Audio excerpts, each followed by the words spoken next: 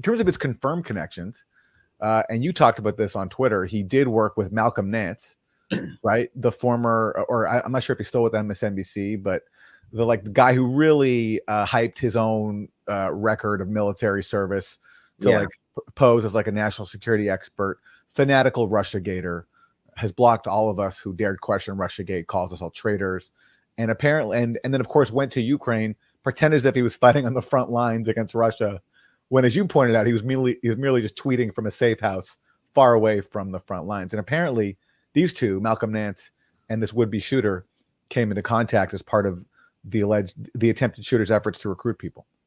Yeah, I mean, since you brought up Malcolm Nance, here is, I think, a Breitbart editor, Raheem Kassam, tweeting an excerpt from the New York Times article.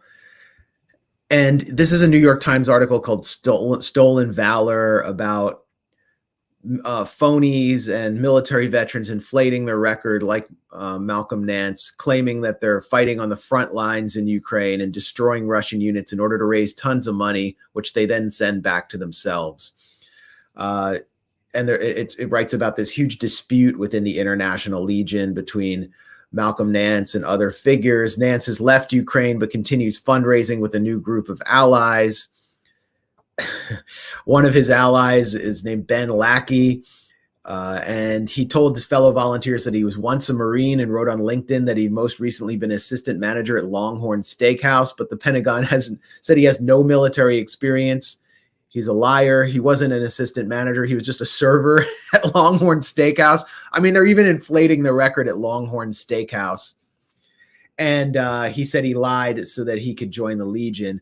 Then it says, with Legion growth stalling, Ryan Routh, a former construction worker from Greensboro, North Carolina, is seeking recruits from among Afghan soldiers who fled the Taliban.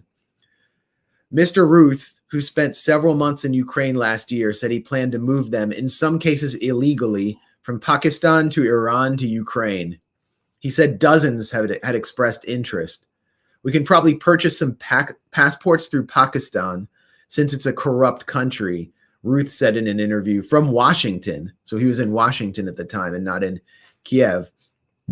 I don't know if he ever did that, but it really speaks to the insanity of these characters and the kind of CIA-like schemes that they would cook up as putatively independent rogue actors. So this goes back. Jack Posobiec, a pro-Trump influencer, says an associate of Malcolm Nance tried to kill President Trump.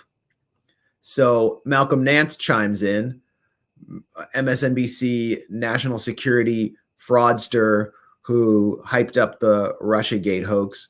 Call your lawyer, Jack Posobiec, says Malcolm Nance, threatening a lawsuit against Jack Posobiec for simply quote tweeting something clearly connecting Ryan Routh to Malcolm Nance. Now, first of all, I would love to see that lawsuit, because I'd love to see all of the discovery that would come out through it, showing Malcolm, exposing more about Malcolm Nance's grifting exploits all around Ukraine.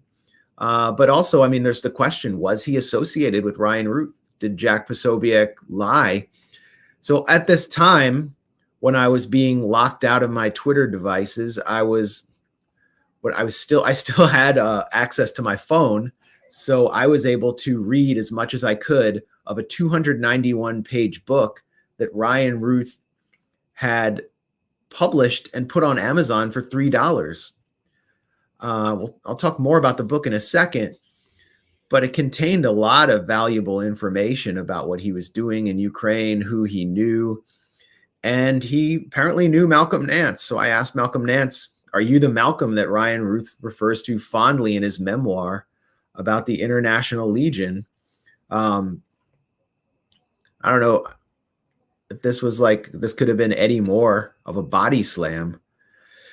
Ryan Routh is complaining here about how corrupt Ukraine is as the International Legion. And there's a sense of entitlement here, like he's owed something by the Ukrainian government. He's constantly trashing the Ukrainian government for being communist and not efficient enough to support him in the International Legion. as the International Legion struggles for the simplest of vehicles to get soldiers around at the front line. And Malcolm, who else could Malcolm be? Was it Malcolm Gladwell? And Malcolm is forced to buy his own computers for HQ and Stu to buy lights and cars and the basic necessity. It makes one wonder where all the U.S. funding is going. Well, listen, hey, in fairness to Malcolm Nance, it could be a different Malcolm. I mean, plenty of people came from around, so we don't know for sure yet. But certainly, you know, I'd love to hear Malcolm Nance weigh in on this. Unfortunately, he's blocked a lot of us on Twitter. And, well, he unblocked me, and he hasn't responded. He just had his little NAFO stooges say, "You are a Russian asset. Okay, you are controlled by Russia." Yeah, that was their response. So, you know, not exactly an answer.